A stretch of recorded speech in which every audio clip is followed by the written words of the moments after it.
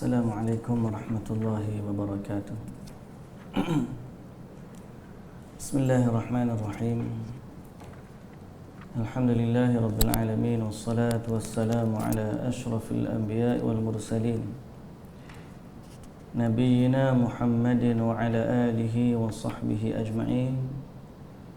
Rabbi shrah li sadri wa yassir li amri wahlul 'uqdatan min lisani yafqahu qawli, amma ba'du. Puji dan syukur bagi Allah Subhanahu wa taala. Selawat serta salam atas Nabi kita Muhammad sallallahu alaihi wasallam, juga atas ahli keluarga baginda, para sahabatnya dan para pengikutnya yang setia di atas sunnahnya sehinggalah ke hari kiamat. Alhamdulillah, pada pagi ini sekali lagi dapat kita bertemu dalam siri kuliah duha kita ni.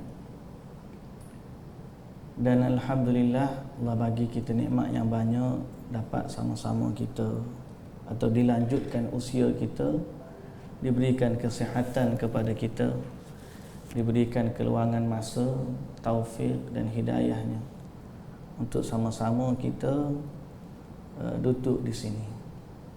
Dan inilah nikmat yang besar sebenarnya, daripada orang duk sibuk duk cari macam-macam kan, bisnes tu bisnes ni. Yalah, kita pun nak bisnes juga. Cuma kata Ibn Al-Qayyim, andai seorang tu diberi seisi dunia ataupun 50,000 dinar, tak silap, tapi diberi harta yang banyak lah kita kata, dan dia kata Alhamdulillah, sesungguhnya perkataan Alhamdulillah itu lebih mulia dan lebih baik daripada semua harta yang dia dapat. Sebab apa? Sebab harta itu akan hilang, perkataan Alhamdulillah yang akan kekal. Padahal kita kata Alhamdulillah je, semua nikmat yang kita dapat di dunia akan hilang. Andai kita dapat dunia dan seisinya, orang bagi kereta mewah, Porsche, Ferrari, Lamborghini, bagi rumah besar, banglo dekat mana? Banglo mahal dekat mana? Jalan Duta. Kan? Damatan ni mahal ke? Country high ke? Atau bagi gaji yang, pekerjaan yang gaji sangat-sangat lumayan.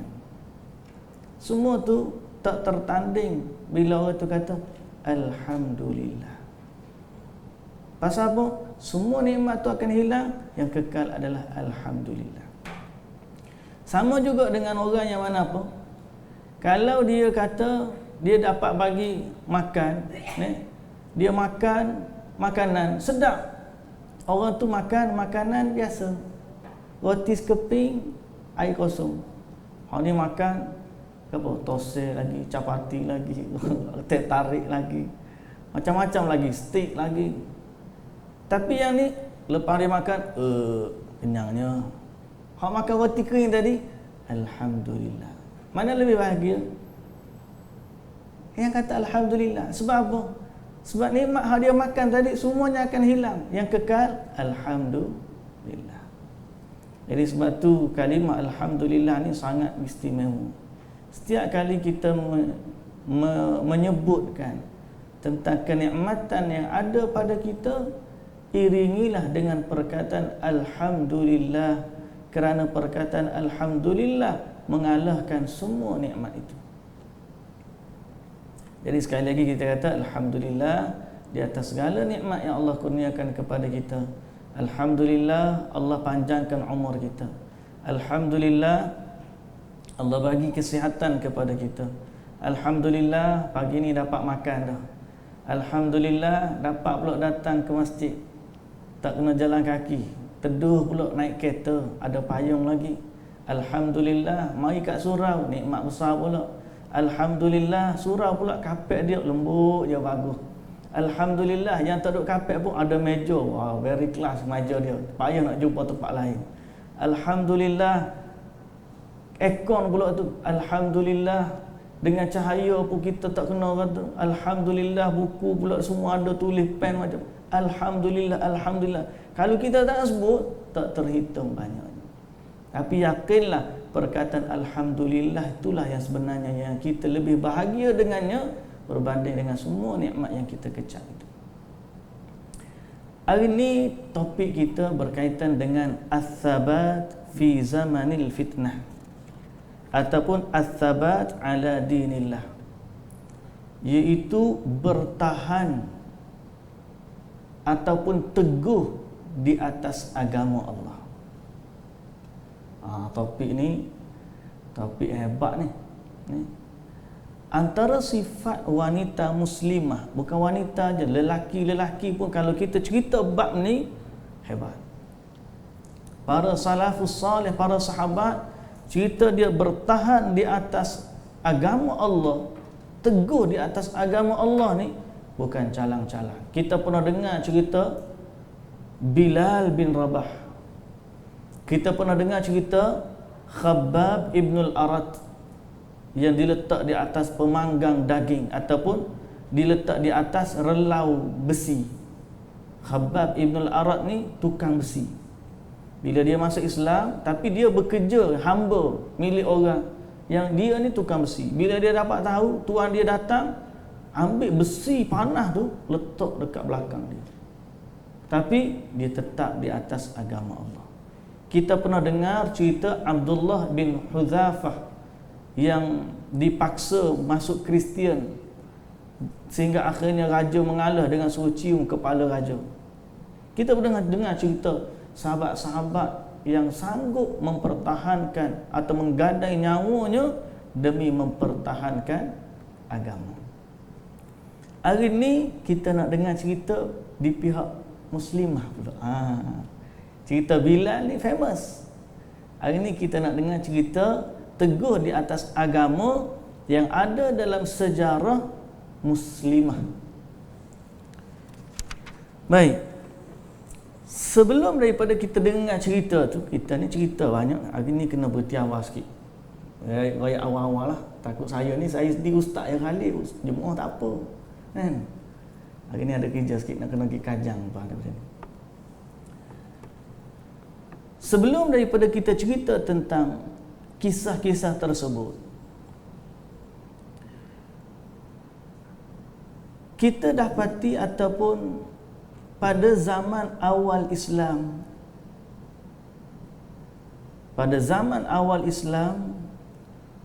maka Islam telah datang mengangkat martabat wanita,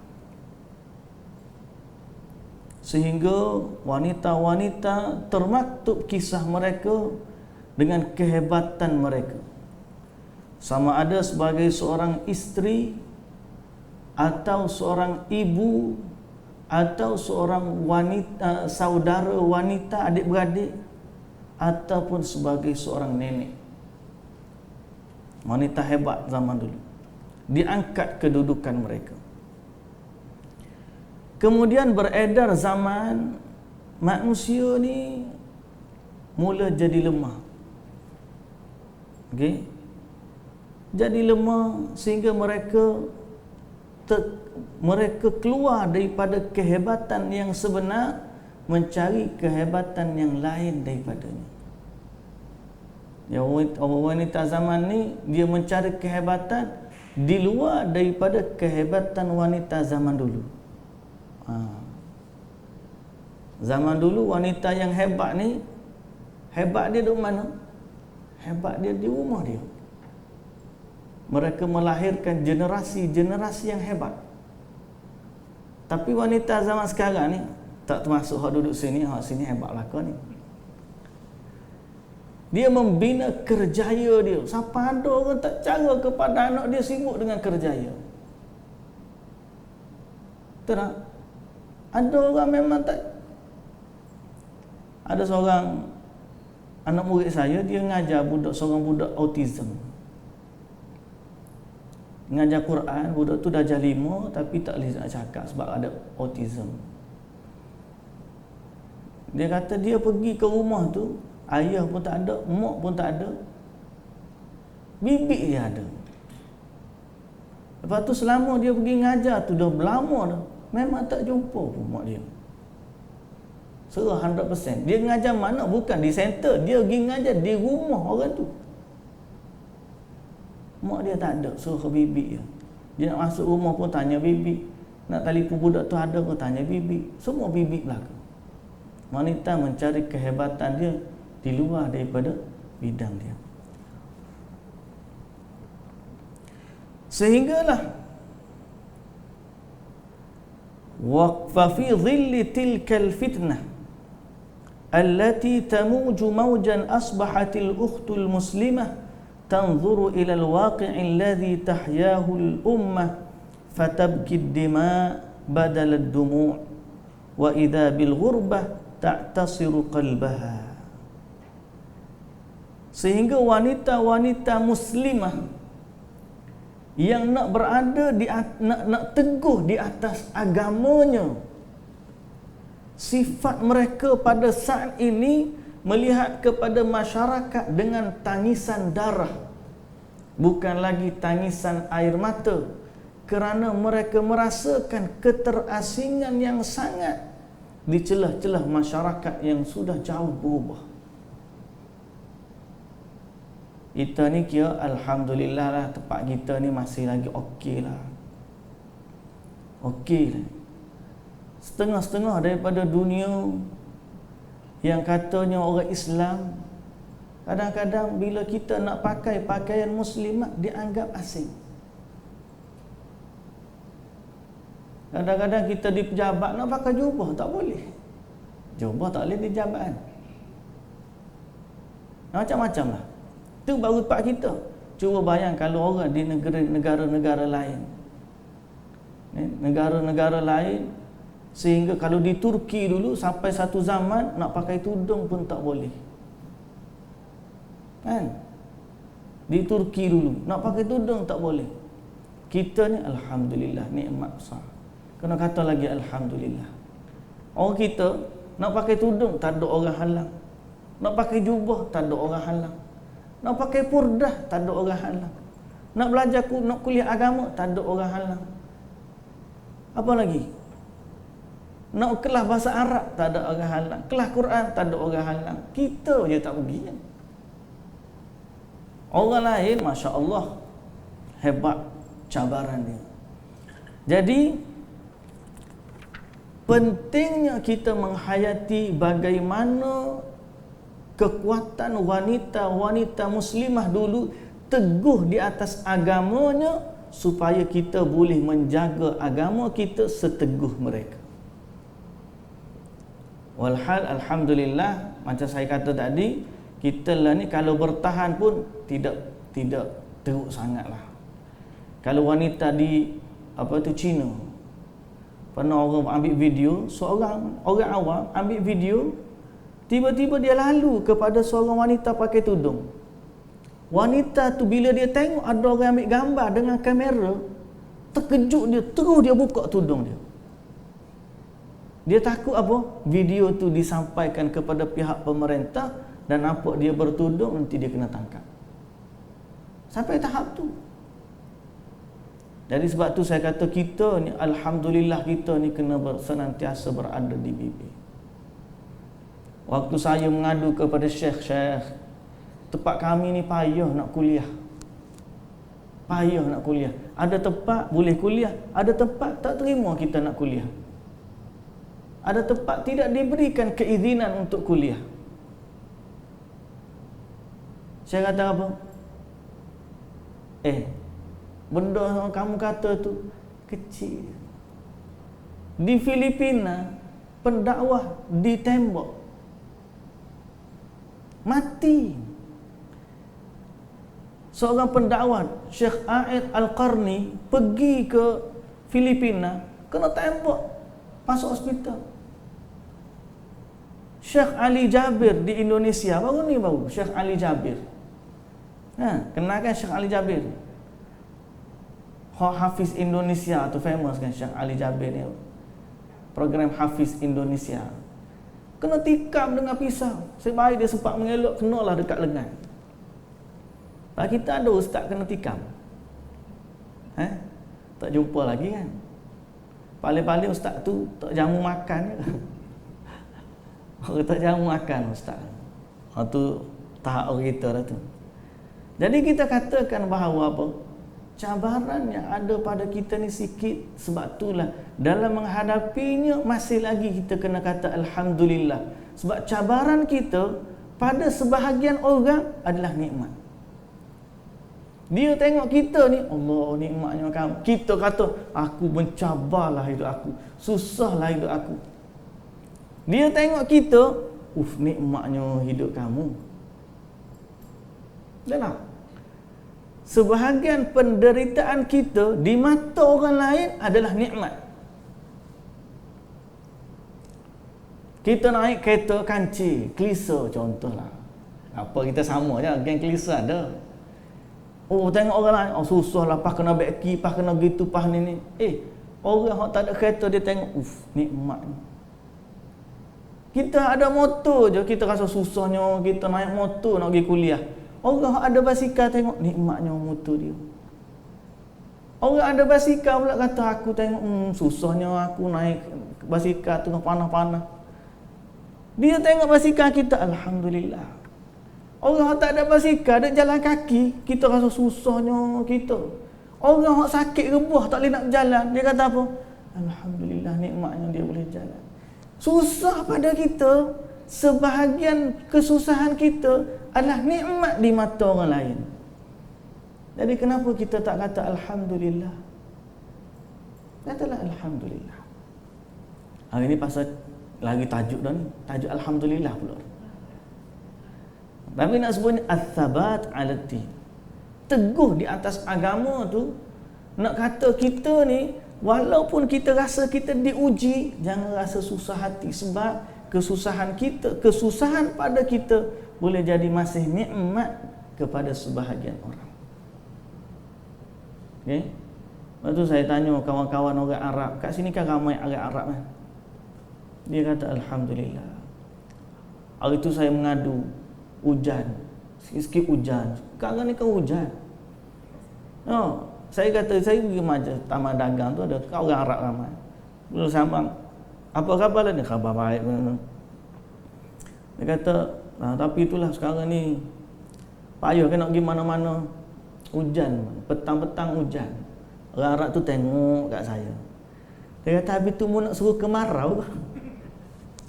Kita ni tak ada air, mengeluh. Hujan, mengeluh. Mengeluh belaka. Padahal nikmat dah. Orang Arab tengok, nikmat. Kita tengok, haulah sekarang ni petang-petang hujan, payah nak pergi mana-mana. Orang berniaga pula mengeluh. Orang peniaga pula mengeluh kata. Peniaga kata mengeluh, lepas tu dia tak sedar bahawa hujan yang dia ada tu adalah nikmat yang Allah Subhanahu Wa Taala anugerahkan kepada dia. Baik, muslimin dan muslimat yang dirahmati Allah. Kenapa perlu teguh? Sebab keadaan Islam memang asing. Allah Ta'ala jadikan Islam ni asing sehingga kita mesti menjaga agama di saat Islam itu asing. Nabi SAW kata, bada'al Islamu ghariban wa sayaudu ghariban kama bada'. Islam itu bermula asing dan akan kembali asing sebagaimana dia bermula. Dalam riwayat ditanya, siapakah orang yang asing itu? Dalam riwayat Imam Ahmad ditanya, siapa orang asing itu? Kata Nabi SAW, orang yang baik di zaman manusia rosak. Asing lah. Orang lain rosak berlaku, dia seorang je baik, maka dialah asing masa tu. Semua orang tak pakai tudung, dia seorang je pakai. Cabaran tak? Cabaran. Kadang-kadang dalam rumah kita, semua orang nak tengok TV, kita yang nak ngaji Quran. Asing tak jadi? Asing juga. Semua orang nak keluar pergi kat pasar malam, kita je tak nak. kita baru buat rumah kita, tak pergi ke dunia luar lagi. Rumah kita pun kadang-kadang kita jadi asing. Berapa ramai ibu-ibu yang terasa asing di rumah sendiri. Asing dia sudah apa? Asing bila dia nak ngaji anak-anak. Dia nak ajak anak-anak semayang pun. Kalau jadi ada setengah tu ibu dia je semayang. Di rumah dia semua tak semayang. Kadang-kadang dalam rumah tu kita rayakkan anak suruh jaga semayang. Cikgu bagi tahu anak murid jaga solat. Dia kata, cikgu kat rumah saya semua tak solat. Mak tak solat, ayah tak solat. Asingnya kita bertahan dalam agama ni hari ni sampai dalam rumah kita sendiri. Nampak tak? Di saat itulah perlunya kita kepada cerita-cerita sebegini, macam mana kita perlu bertahan dengan agama kita. Walaupun satu zaman, satu ketika kita dah jadi asing, walau dalam rumah kita sendiri. Kadang-kadang kita ni, orang lain buat belaka amalan tersebut, kita je tak buat. Orang pun tengok pelik. Nah, dulu saya kalau birthday, kita ni bukanlah kata anti sangat, tapi tak sungguh sangat. Tak sungguh lah. Orang kata nak tiap-tiap nak kena ada birthday. Saya kalau tanya bila birthday anak, tak ingat belaka. Siapa orang marah pula, apa bapak ni tak ingat birthday anak. Pasal apa? Kita ingatlah anak tu lahir tahun berapa. Anak ni lahir tahun 2007. Yang ni 2009. Yang ni 2011. Yang ni 2013. 2015 ada gugur seorang. Kemudian lahir pula 2017. Kemudian 2019. Kita ingat tahunnya. Ulama dulu pun dia lahir tahun sekian. Jadi ingat tahun lahir je. Anak berapa tahun? Anak aku umur 13 tahun. Okeylah, bukan kata tak tahu anak aku lahir bila, tak tahu. Bukan tak tahu, cuma kita tak letak tarikh tu sebagaimana sebahagian orang lah ni.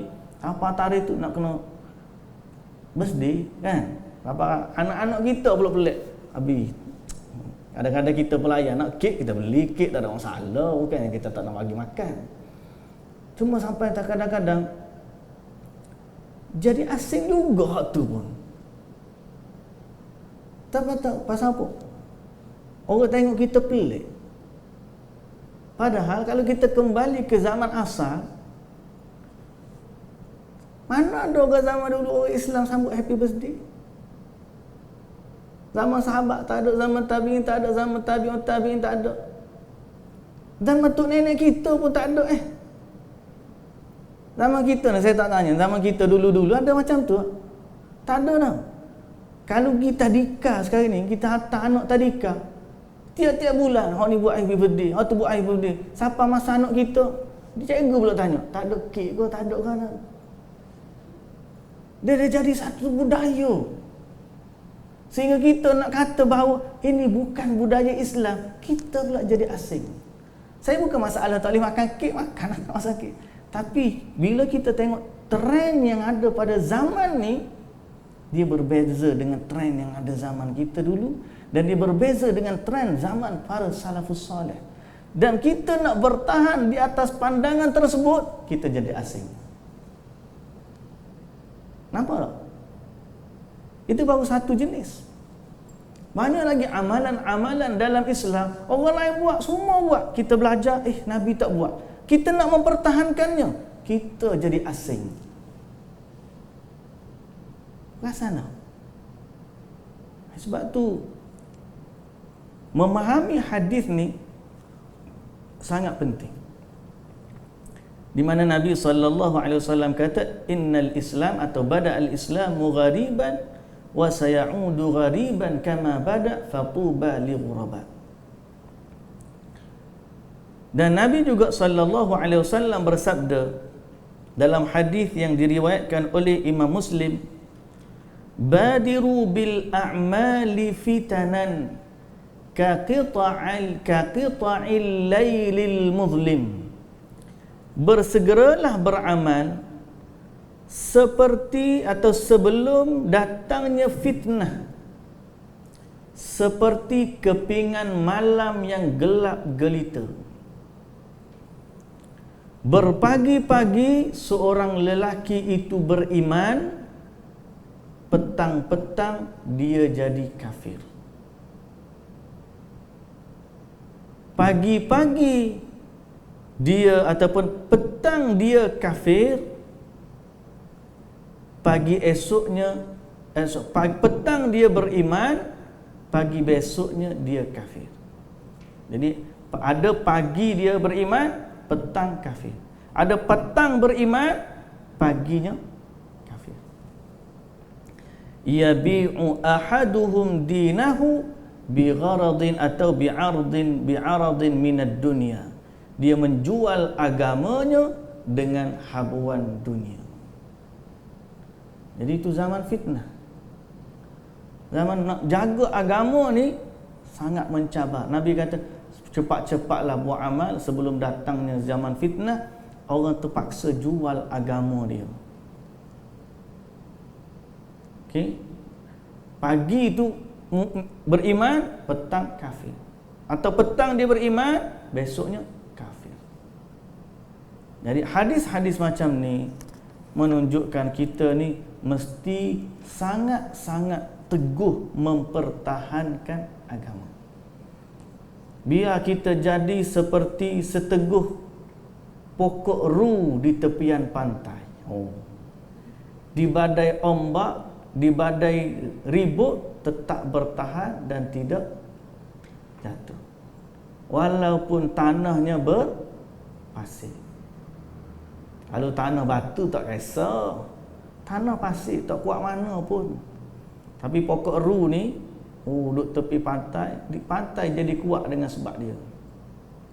Biar kita jadi gitu. Di zaman fitnah, kita yang kuat. Bila orang lain lemah, tengok kita jadi kuat semangat juga. Biar kita jadi gitu. Dalam mempertahankan agama. Betul, contoh kita belajar ni, banyak dah kita belajar tau. Banyak dah kita belajar. Tapi bila kita nak buat, ada tak kita menghadapi cabaran? Kita nak buat apa yang kita belajar? Kadang-kadang kita dah belajar, kita nak tinggalkan yang dulu kita buat salah. Sekarang ni kita dah belajar yang betul, kita nak tinggalkan yang salah. Nak kena ada as-sabat, teguh di atas agama tu. Jadi isu ni bukan sekadar isu orang dulu. Dia akan sampai hari kiamat senantiasa akan berlaku. Baik. Dan Nabi SAW bagi tahu dalam hadis yang ketiga. Hadis pertama tadi apa? Islam bermula asing, akan kembali asing. Berbahagialah bagi orang yang asing. Siapa orang asing? Yang menjaga agama di saat manusia rosak binasa. Hadis yang kedua, Nabi SAW kata, bersegeralah buat amalan, beramal. Bersegeralah dengan beramal sebelum tibanya fitnah seperti kepingan malam yang gelap. Paginya seorang itu beriman, petangnya kafir. Okey. Petangnya dia beriman, besok paginya kafir. Dia menjual agamanya dengan habuan dunia. Itu hadis yang kedua. Hadis yang ketiga, Nabi SAW kata apa? Sayati 'alan nasi zamanun, sayati 'alan nasi sanawatun khadda'at. Akan datang kepada manusia tahun-tahun yang penuh tipu daya. Tahun-tahun yang penuh dengan tipu daya. Macam mana? Pendusta dianggap benar. Pendusta, orang cakap bohong dikata betul. Yang bercakap benar dianggap bohong. Terbalik. Orang pembohong dianggap benar, yang benar dianggap bohong.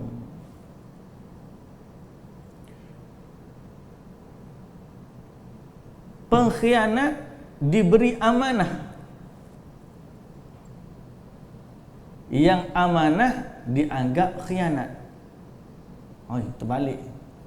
Orang khianat malah diberi jawatan, tanggungjawab. Dia khianat, tak apalah, awak jagalah gudang emas ini, contohnya. Dia khianat, diberikan tanggungjawab amanah. Orang jujur dianggap khianat. Tak boleh bagi kat dia tu tak betul begini nanti. Padahal dia satu sen pun tak ambil.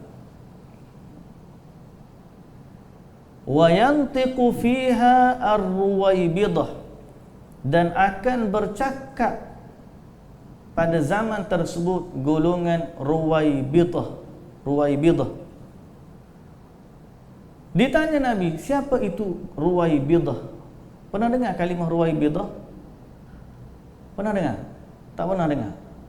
Ruwaibidah, R-U-W-A-I-B-I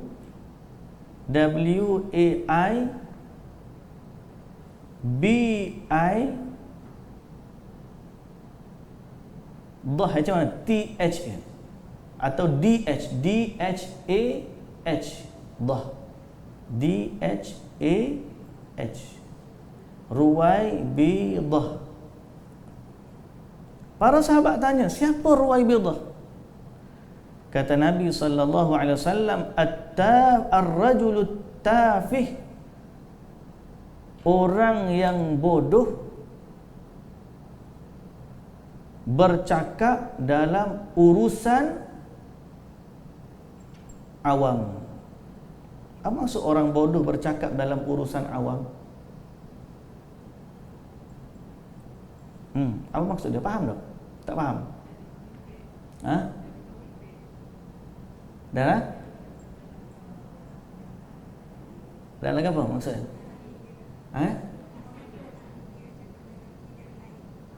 Dalam urusan,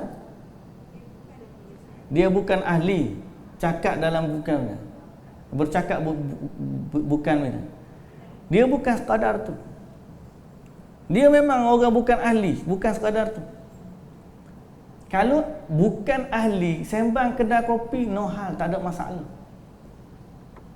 Tapi dia bukan ahli bercakap urusan orang awam. Cakap urusan orang awam apa? Keluarkan fatwa untuk semua orang. Maknanya dia boleh jadi duduk di jawatan penting. Dia boleh jadi orang-orang besar, orang yang berjawatan, berkedudukan. Bila dia bercakap, apa yang dia sebut, implikasinya bukan untuk dia dan keluarga saja. Implikasinya akan sampai kepada seluruh orang. Boleh faham? Contohnya apa? Buat forum perdana tak apa lagi. Bicara hukum hakam agama, panggil artis. Artis bercakap urusan agama, orang awam semua. Dia siap bagi fatwa lagi. Contoh.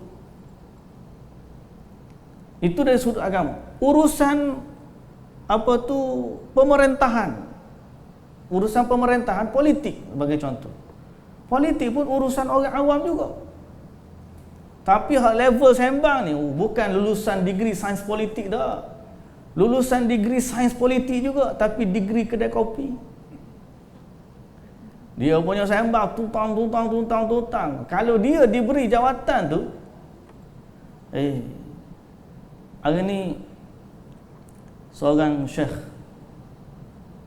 Saleh Al-Fauzan, orang share video dia tentang hukum mentaati pemerintah. Kan? Orang tak puas hati. Kita ni duduk suruh orang mentaati pemerintah, taat pemerintah. Untunglah pemerintah, kalau kita suruh taat ke dia nak buat apa ikut dia, kita suruh. Jadi nampak kita ni defend dia. Syekh Saleh Fauzan ni seorang ulama di Arab Saudi. Jadi mungkin ada orang tak setuju dengan pemerintah dekat sana. Syekh ni suruh taat pemimpin, orang kata Syekh ni duk defend pemimpin tu, untunglah pemimpin. Dia jawab apa? Dalam agama ni mentaati pemerintah adalah urusan agama, syariat. Allah dan Rasul yang suruh kita taat kepada pemerintah. Satu. Yang kedua, bila Allah suruh taat kepada pemerintah, maslahat dia bukan untuk pemerintah. Maslahat tu kembali kepada kita. Kalau kita taat kepada dia pun, dia yang akan sakit kepala memimpin. Dia akan sakit kepala duk fikir macam-macam lah. Tapi yang aman, yang tenang, siapa dia? Kita. Tahu tak? Negara yang aman, yang paling merasa nikmat dengan keamanan siapa? Rakyat ke pemerintah? Jawapan dia rakyat. Tak percaya? Cuba tanya orang yang dulu dia bukan pemimpin. Dia boleh bekerja, dia boleh kumpul harta, dia boleh jalan situ, jalan sini sebab nikmat aman. Bila dia jadi pemerintah, dia bercita-cita nak jadi orang biasa balik.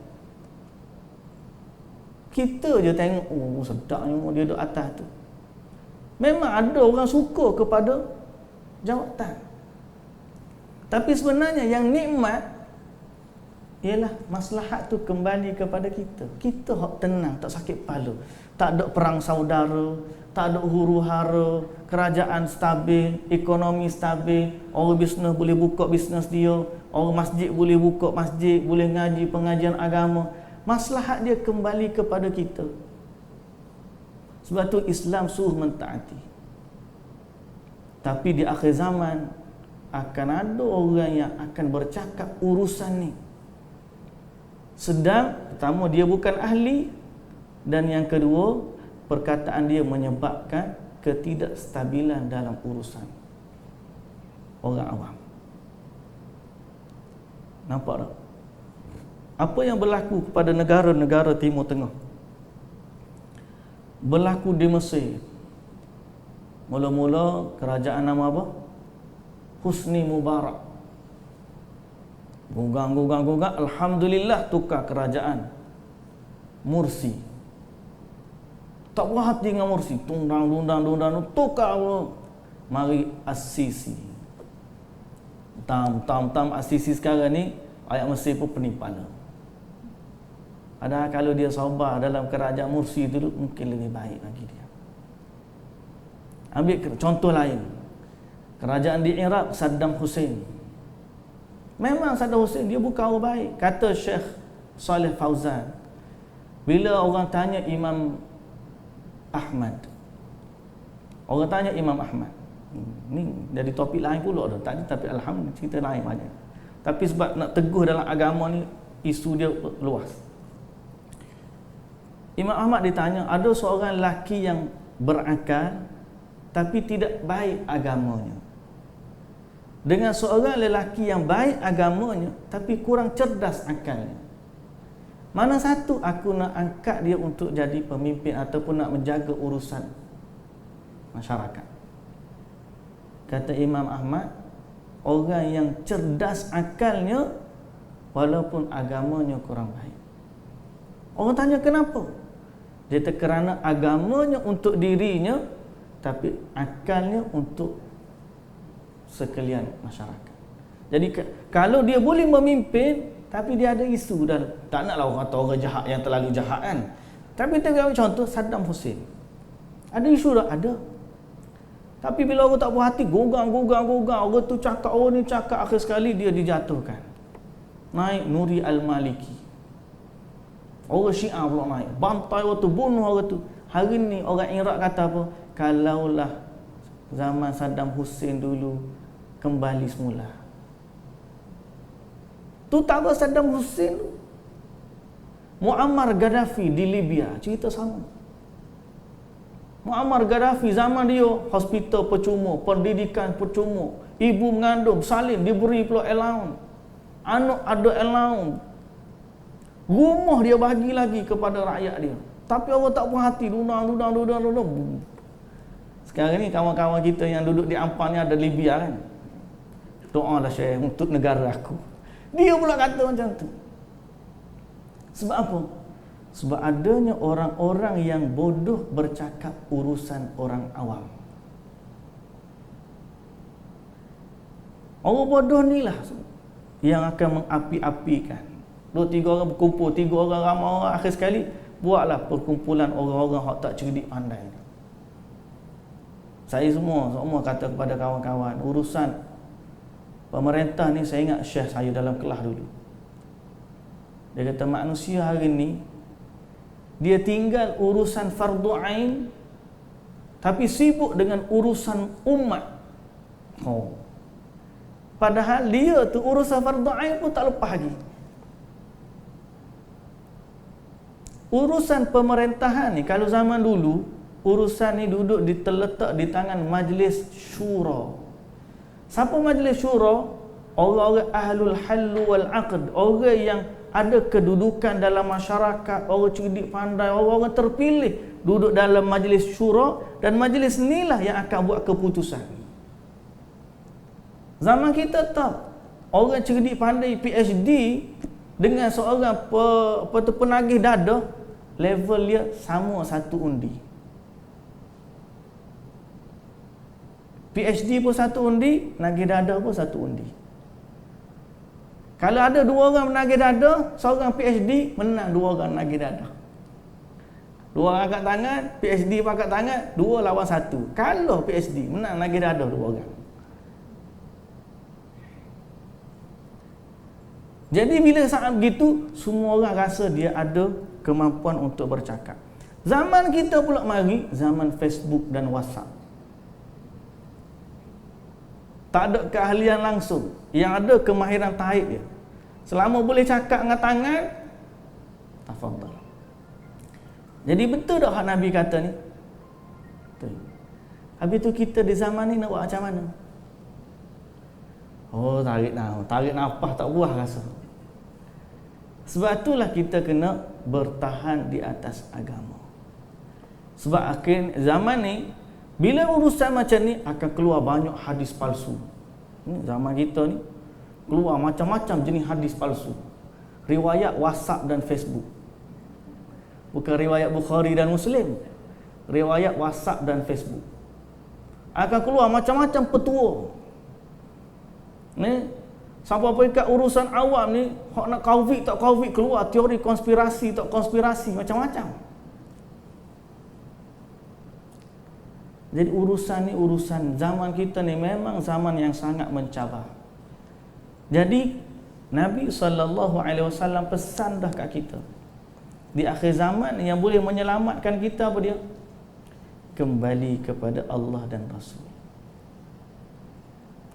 Dalam hadis Nabi SAW kata, fa innahu man ya'ish minkum fasayara ikhtilafan katsira. Siapa yang panjang umur di kalangan kamu akan melihat perselisihan yang banyak. Fa'alaikum bisunnati, hendaklah kamu berpegang dengan sunnahku dan sunnah khulafa atau khalifah ar-rasyidin selepasku. Habis dekat hadis Nabi? Tak, Nabi kata apa? Gigitlah dengan apa? Gigi geraham. Ingat tak hadis tu? Apa maksud gigitlah dengan gigi geraham? Berpegang teguhlah dengan Al-Quran dan juga As-Sunnah. Berpegang teguhlah dengan sunnah Rasulullah sallallahu alaihi wasallam. Jadi memang pesanan Nabi supaya kita ni berpegang teguh dengan agama kita ni. Saya dah sebut bermacam bentuk cabaran tadi, dan sebenarnya kalau kita nak bercita-cita dunia tak ada cabaran, tolonglah jaga dari mimpi sekalian. Dunia ni tak ada yang tidak mencabar. Sebab memang Allah jadikan dunia untuk diuji. Dan kalau kita bersungguh nak suruh orang jadi baik pun, tetap akan ada manusia yang tak baik. Hatta Nabi sallallahu alaihi wasallam, okey, Allah Taala kata wa ma aktsarun nasi walau harasta bimu'minin. Banyaknya manusia yang ingkar walaupun kamu bersungguh-sungguh nak suruh orang jadi Islam. Nabi ni kalau boleh nak suruh orang beriman, tapi takdir Allah, hak lawan Nabi pak saudara dia, keluarga dia.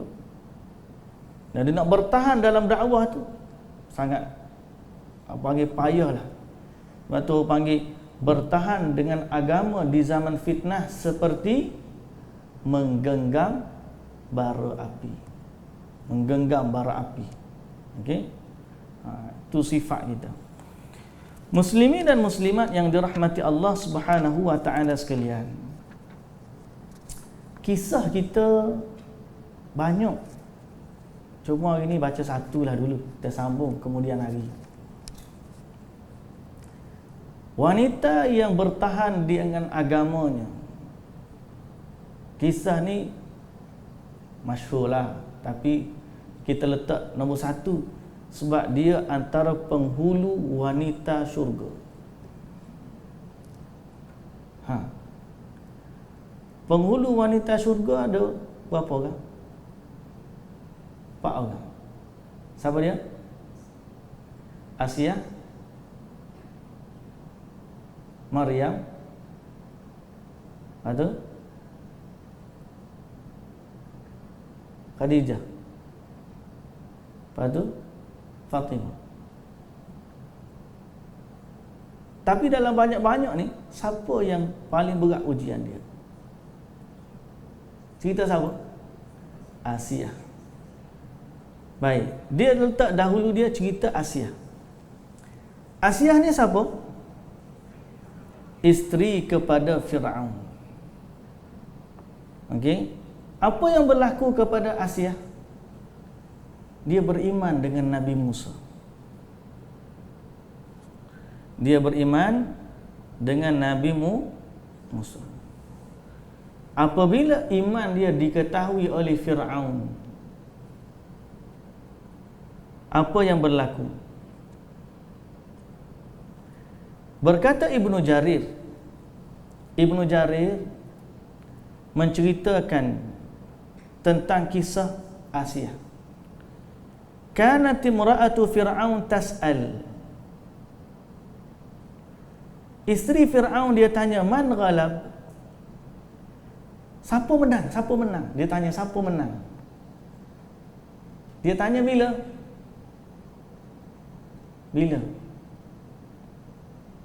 Bila Fir'aun panggil ahli sihir lawan dengan Nabi Musa. Isteri Fir'aun tanya, siapa menang? Siapa menang itu? Nabi Musa.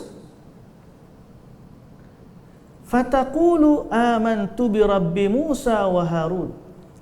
Akhir sekali Nabi Musa, Asia pun beriman. Sebagaimana ahli sihir juga beriman, maka zaman tu isteri Fir'aun pun beriman. Fa arsala ilaiha Fir'aun. Fir'aun pun pergi hukum dia. Hantar tentera ambil batu yang besar. Sekiranya Asia tak nak kembali kepada agama kita, maka hempaplah batu tu ke atas dia. Fa in raja'at an qawliha fahiya muraati. Kalau dia taubat dalam erti kata Fir'aun lah, maka dia masih isteri. Falamma atawha rafa'at basaraha ila sama' fa absarat baitaha fil jannah famadat ala qawliha wa antuzi'at ruhuha. Apabila dia didatangi tentera Fir'aun dan mereka ambil batu besar tu, lalu dia angkat pandangannya ke langit dan dia melihat istananya di syurga, dan dia berdoa kepada Allah. Dalam doa tu doa dalam surah At-Tahrim ayat yang ke-11. Wa daraballahu mathalan lilladzina amanu imra'atu fir'aun idh qalat rabbi ibni li 'indaka baitan fil jannah. Ya Allah, binalah bagiku satu istana di dalam syurga. Wa najjini min fir'auna wa 'amalihi wa najjini minal qaumidz zalimin. Selamatkanlah aku dari Fir'aun dan amalannya, perbuatannya, dan selamatkanlah aku daripada orang-orang yang zalim. Akhir sekali dia dihempak dengan batu tu sehingga dia pun meninggal. Surah At-Tahrim ayat 11. Doa Asiyah tu, cerita Asiyah tu kena tengok dalam tafsir Ibnu Jarir. Wa qad warada anna fir'aun lamma haddadaha bil 'adzab asyadid wa shadda jismaha 'ala al-awtad fi harr asy-syams asaha an tarji'a an imaniha aw takfuru bi rabbiha. Ada riwayat yang kata Fir'aun ikat dia di tiang untuk dia keluar daripada agama dia, tapi dia tetap dengan keimanannya. Sehingga dia kata kepada Fir'aun, ya hadha, hei engkau boleh menguasai tubuhku dan jasadku, tetapi hatiku tetap dengan Tuhanku. Buatlah apa yang kamu suka. Famarra 'alaiha nabiyullah Musa wa huwa yaqulu laha ya Asiyah alaki hajatun aqdiha. Dan di saat itu Nabi Musa lalu, Nabi Musa tanya Asiyah, apakah kamu ada hajat yang aku boleh bantu? Lalu Asiyah tanya, wahai Nabi Musa, apakah Allah Subhanahu wa taala redha kepadaku atau masih lagi murka? Lalu Nabi Musa alaihi salam berkata, wahai Asiyah, bagaimana Tuhanmu tidak redha kepadamu? Dia malah berbangga dengan malaikat yang berada di langit, dan semua mereka menunggu kedatanganmu. Mintalah apa yang kamu minta, nescaya Allah akan kabulkan. Lalu dia pun minta dengan surah ayat yang sama tadi saya sebut, Rabbi binili indaka baitan fil jannah wa najjini min fir'auna wa amalihi wa najjini minal qaumidz zalimin. Akhirnya dia mati sebagai seorang syahid di jalan Allah. Sebab itu dipuji, Asiyah ni dipuji. Dalam riwayat Imam Bukhari dan Muslim dari Abi Musa al-Ash'ari radhiyallahu anhu, Nabi sallallahu alaihi wasallam bersabda, Nabi kata, orang lelaki yang sempurna itu ramai. Yang sempurna imannya ramai. Dan tidak sempurna keimanan dari wanita melainkan Asiyah isteri Fir'aun. Tak ada orang diuji macam dia. Dan Maryam binti Imran. Dan sebaik ataupun dan kemuliaan Aisyah di atas sekalian wanita adalah seperti as-sarid di atas sekalian makanan. Sarid ni kira makanan hak sedap lah di kalangan orang Arab. Pernah dengar tak sarid ni? Pernah tengok? Orang kata paling-paling hampir yang kita nak faham, sebab dia adalah roti yang diletak kuah. Kalau kita apa? Roti banjir ataupun puding roti kan letak kuah macam lebih kurang macam itulah. Tapi dia makanan yang sedap. Mana hadis ni memberi kemuliaan kepada 3 wanita, Asiyah, Maryam dan juga Aisyah radhiyallahu anha. Okey. Dan dalam riwayat Abu Ya'la, Abu Hurairah radhiyallahu anhu berkata, Fir'aun ikat isteri dia di 4 tiang. 4 tiang, kaki dan tangannya. Macam mana dia ikat tu wallahu alam. Tapi dia ikat di 4 tiang, kaki dan tangan. Kalau 4 tiang ni macam mana? Kalau 2 tiang duduk gini. Kalau 4 tiang kena terlentang ataupun tu baru jadi 4. Fakana idza tafarraqu anha dhallalatha al-malaikah. Kata Abu Hurairah ni dalam riwayat Abu Ya'la, apabila mereka meninggalkan dia, dia akan dipayungi oleh malaikat. Malaikat mari payung dia. Dan dia berkata, ya Allah, binalah bagiku istana di syurga, selamatkan aku dari perbuatan Fir'aun dan selamatkan aku dari orang yang zalim. Lalu Allah Ta'ala memberikan ketenangan kepadanya. Allah buka baginya pandangannya terhadap istana di dalam syurga. Orang yang kena azab sampai tahap tu, sebab apa? Sebab mempertahankan agama. Yang ni topik kita ni, teguh di atas agama. Sedangkan kalau dia nak pilih jadi isteri Fir'aun, dia lah orang paling first lady. First lady bukan main-main. First lady ni bukan main-main. Kalau setakat kita ni, setakat Mak Datin ke apa semua ni, dah okey dah. Tapi kalau first lady, Asiah ni isteri Fir'aun, kalau dia ikut Fir'aun je, berapa ramai wanita diuji dengan suami. Nah, wanita ni sifat dia lemah. Sebab tu Nabi kata tak sempurna. Pasal banyaknya diuji. Dia nak baik, tapi suami tak nak. Macam mana ustaz? Macam mana kita pun bagi tahu dia balik ikut suami juga. Pasal tak? Sebab sifat dia begitu lemah. Bila berhadapan dengan lelaki, Allah Ta'ala kata dah. Tapi Asiah kerana benar, dia tinggalkan kemewahan istana dia, dia tinggalkan semua jawatan dia, dia tinggalkan segala-galanya. Dia sanggup mati untuk mempertahankan agama. Kita dengar ni mudah sebab benda dah berlaku. Tapi kalau dia belum berlaku, letak kita di situ, jadi setara tu lah. Duk mikir juga, aku ni. Padahal cukup dia kata kufur, dia kembali kepada ajaran Nabi, ajaran Fir'aun. Fir'aun kata, fahiya mura'ati, dia isteriku. Dia isteriku maknanya dia akan jadi pemaisuri ya. Kalau dia kufur dengan Nabi Musa, dia jadi pemaisuri. Tapi hebatnya dia. Sebab tu Nabi puji dia. Baik, itu kisah wanita pertama. Wanita pertama, first lady lah.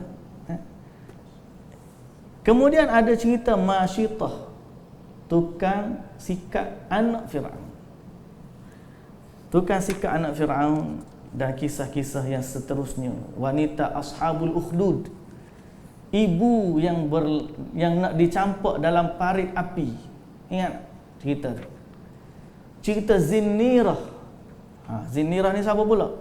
Hamba kepada Umar Al-Khattab yang diseksa di Mekah, sehingga akhirnya dibeli oleh Abu Bakar As-Siddiq dan dimerdekakan. Saudah binti Zam'ah ni isteri Nabi. Ramlah binti Abi Sufyan, Ummu Habibah, isteri Nabi. Ummu Kalthum, bukan penyanyi Ummu Kalthum tu tak. Ummu Kalthum binti Uqbah bin Abi Mu'id radhiyallahu anha. Sumayyah, ibu kepada Ammar. Okey. Dan banyak lagi lah. Saja sebut nama cepat tu biar cepat habis. Jadi kisah ni tidak habis lagi. Kita akan flashback nanti, pertemuan kita akan datang.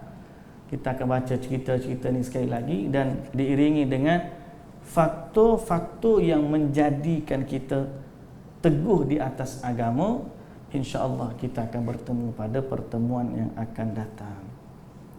InsyaAllah. Wallahu ta'ala alam. Subhanakallahumma wa bihamdika. Ashhadu an la ilaha illa anta astaghfiruka wa atubu ilaik. أقول قولي هذا وأستغفر الله العظيم لي ولكم. السلام عليكم ورحمة الله وبركاته.